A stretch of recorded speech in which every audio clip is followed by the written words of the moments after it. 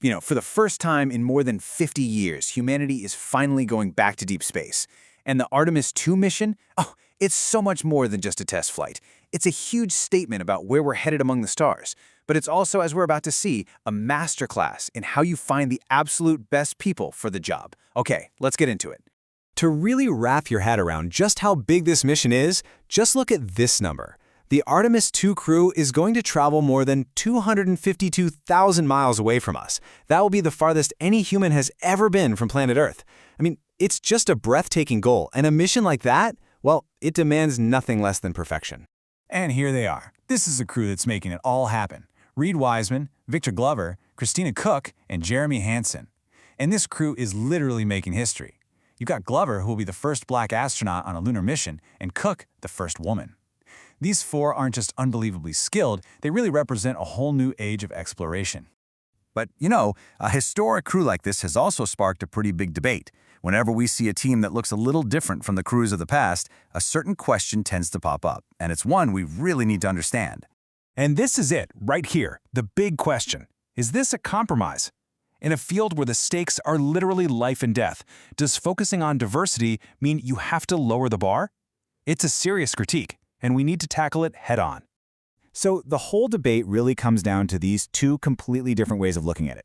The myth, the thing you hear a lot, is that this is all about lowering standards just to fill some quotas. But the reality, especially when you look at an organization like NASA, is about something way, way smarter. Expanding the talent pool so you can find the absolute best people out there, period. So to really get to the bottom of this, we have to look at how NASA actually finds its astronauts. Because, honestly, the process itself tells you everything you need to know about their commitment to excellence. Just look at this number for a second. Less than 0.1%. That is the insane selection rate for NASA astronauts. They get thousands upon thousands of hyper-qualified applicants, and only a tiny fraction of a fraction make it through. We are talking about one of the most difficult, demanding, and elite selection processes on the entire planet. The standards aren't just high, they're astronomical. So where does diversity and inclusion fit in? Well, for NASA, it is absolutely not about quotas. It's a strategy. It's about looking at the system and saying, okay, what historical barriers, like only recruiting from certain places or relying on old networks, have been shrinking our talent pool? And then they systematically remove those barriers. The whole point is to cast the recruitment net so wide that you're getting the best of the best from the entire population. And honestly, this analogy just nails it. Think about it for a second. If you keep your standards, your strict nets, insanely high, but you start searching in a much, much bigger and deeper pond of talent, what's going to happen? You don't catch weaker fish, you catch stronger ones. You're just dramatically increasing your odds of finding true, undeniable genius. Now, this strategy isn't just some vague, feel-good idea. It's actually built on 4 really solid pillars that all work together to make the final team even stronger. So let's break down how this whole framework leads to better performance. Okay, so here are the 4 pillars. First, you've got that broader outreach we talked about, to expand the talent pool. Second, you build diverse teams, because all the research shows they perform better and come up with more creative solutions, especially under pressure. Third is what's called the inspiration flywheel, which basically creates a self-powering cycle of new talent. And finally, equity, which is all about making sure the evaluation process itself is totally fair and focused purely on merit and skill. And this idea, the inspiration flywheel, is just so incredibly powerful. Think about it.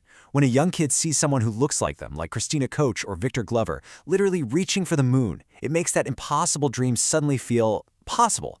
That inspiration drives more kids from all walks of life to get into science and engineering, which creates this amazing, self-reinforcing cycle that just keeps growing the talent pool for generations to come. So, here's the most important point to take away from all of this. These principles aren't just abstract theories on a slide. No, they are the actual foundation that the success of the Artemis 2 mission is being built on right now.